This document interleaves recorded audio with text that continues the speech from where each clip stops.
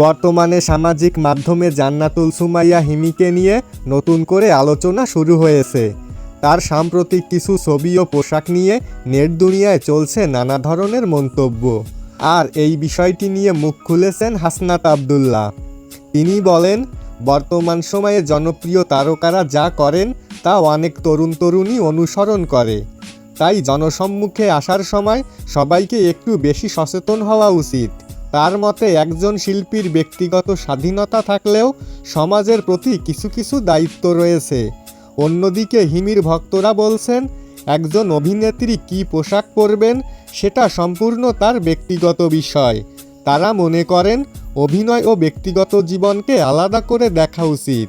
এদিকে সামাজিক মাধ্যমে কেউ হাসনাত আব্দুল্লাহর বক্তব্যকে সমর্থন করছেন, আবার কেউ বলছেন শিল্পীদের স্বাধীনতাকেও সম্মান করা দরকার।